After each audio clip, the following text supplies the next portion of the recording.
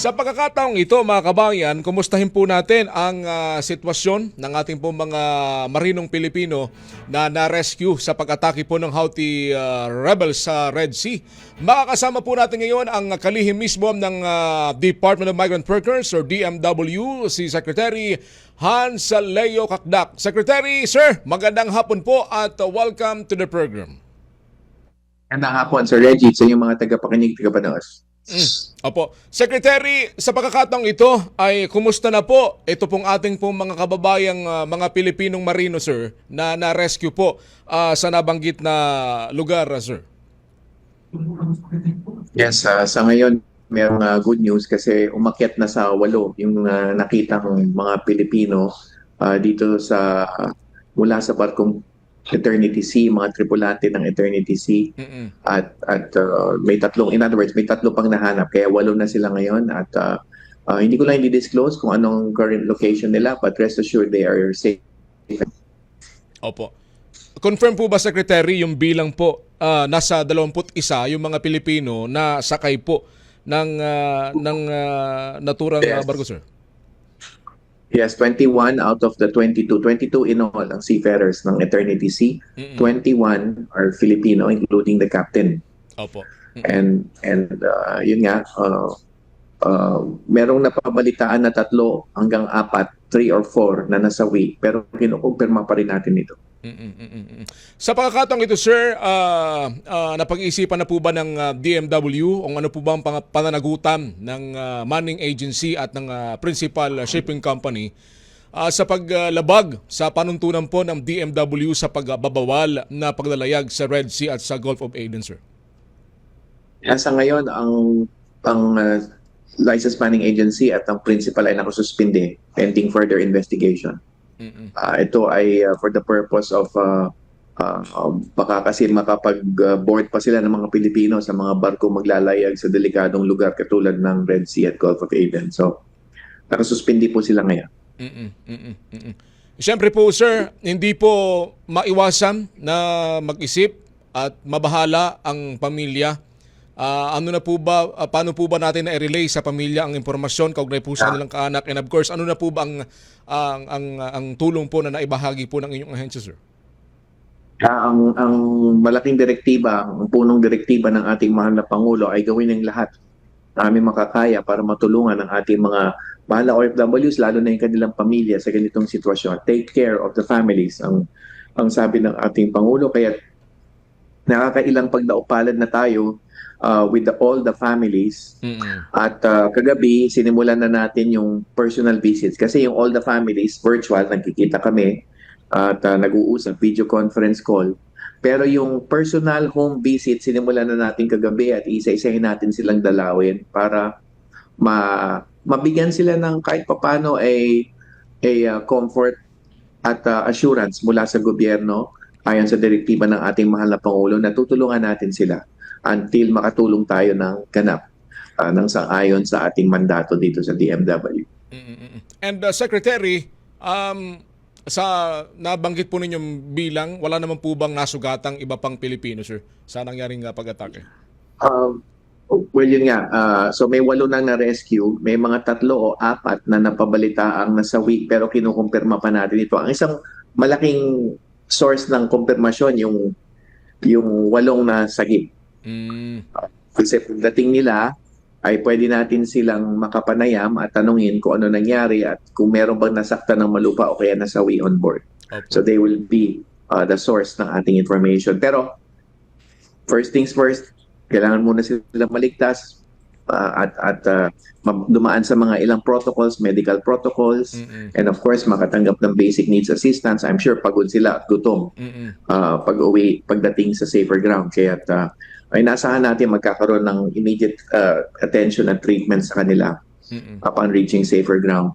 And then of course pag-uwi ng Pilipinas, direktiba ng presidente ay yung whole of government approach kung saan ang sanipwersa, ang DFA, DMW, ang DOH, at ang DSWD, TESDA, at kahit ang DOTR kasi yung airport facilities ginagamit din natin. Okay. So patuloy, NNIC, tumutulong din siyempre sa pagsalubong sa mga OFWs natin ng maginhawang pagsalubong. So, lahat ito ay matatanggap. May tamang panahon lang, ano? Kasi ang urgency ngayon ay rescue, kaligtasan.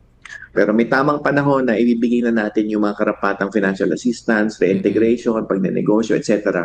sa mga pamilya, sa OFWs. Opo, yan po ang kahalagahan sapagkat kung may mga nakalaang programa po, nakahandang programang pamahalaan, hindi na mag-atubili pa na umuwi na talaga ng bansa. Sumama po sa mga opisyal ng pamahalaan itong ating mga kababayan nang sa gayon makapagsimula ulit dito po sa ating bansa, sir.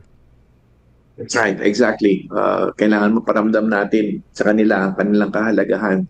Halimbawa, itong mga umuwi mula sa Israel o sa Lebanon kung saan nagbibigay na tayo ng 150,000 na pan-arrival, mga 2 hanggang 6 na buwang sweldong pantawid yan. Kahit paano may iibsan yung kawalan ng trabaho, may sweldo ng 2 hanggang 6 na buwan, at pwedeng magkaroon ng pagsasanay o re-empleyo, paghanap ng bagong empleyo doon sa mga nauwi. So, nakalatag na po ang mga tulong na binibigay natin sa kanila. Masaya po kaming mapakinggan po yan, sir, at batid naman po namin ang pagsisikap po ninyo na maihatid po ang tulong po sa kanila.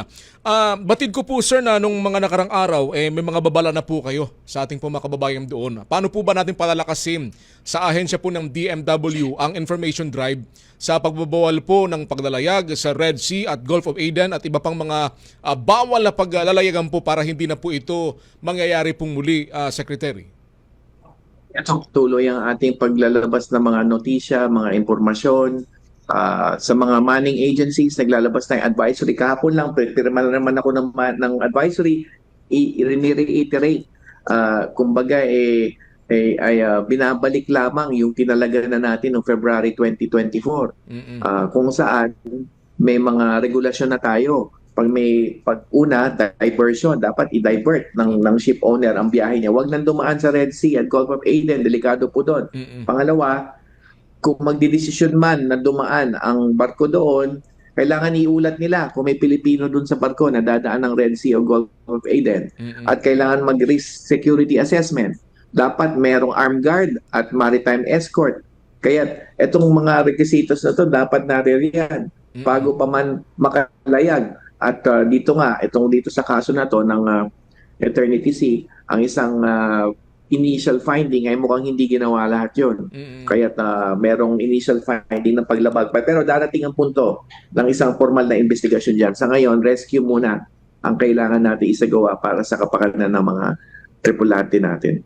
Batid po naman, Secretary, ang nabanggit po ninyo, yung mandatory na reporting po ng mga manning agency sa direksyon po nila nang sa ganyan na monitor po sila ng inyong ahensya. Sa ating po mga kababayan abroad na di naman po natin sa hinihingi upang maiwasan din po ang mga ganitong sitwasyon, saan po ba sila pwedeng sumangguni? May numero, may website po ba or social media sites po na pwede or madali na mag-respond ang ating pong ahensya sa DMW, sir? Yes, bago ako dumating dyan, may isa pa ako nakaligtaan, yung right to refuse sailing.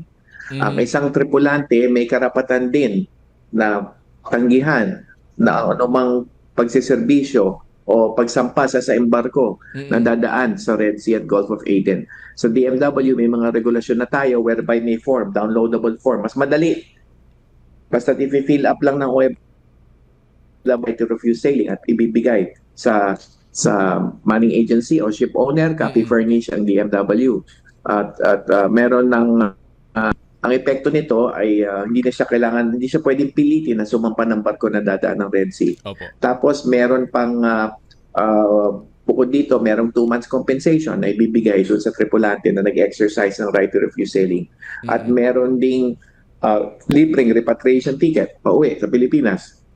And lastly, non-discrimination. Hindi dapat markahan o blacklist o ma-stigmatize yung mga OFWs yung mga seafarers na nag-exercise ng right to refuse sailing. In fact, pwede silang ilipat sa ibang biyahe na lang, pwedeng under the same ship owner o pwedeng ibang ship owner. Hopefully po nakuha po ng ating po mga kababayan, lalong-lalo na po itong may mga kapamilya po na nasa ibayong dagat ang impormasyong ibinahagi po ninyo. Secretary, muli po ano pong mga social media sites at numero pong maaaring tawagan ng ating po mga kababayan na may dumadaan sa ganitong sitwasyon, sir? Essentially, it's the 1348 hotline. Shared by OWA, the Administrator PY Kauna ng OWA. Laking pasalamat natin. So, 1348, dumulong lang po doon. Kung nasa ibang bansa, +632-1348 or digits. And then, of course, meron tayong mga karampatang Facebook page kung saan pwede magbigay ng feedback doon ang Department of Migrant Workers. Over 1 million ang followers nitong Facebook page ng ating DMW. At meron din email address na nakahayag doon. So, tingnan na lang po sa ating Facebook page at sa website yung karampatang contact information. Maraming salamat, Secretary, sa pagbabahagi po ninyo ng oras. Sir, mayroon pa po ba kayong naisipabatid at mensahe po sa ating po mga tagapakinig at tagapanood po na nakatutok po sa ating programa ngayon, sir? Go ahead po. Dito sa MV Eternity Sea, manalig lang po kayo, naganap nating tutulungan ng mga tripulante at kanilang mga pamilya.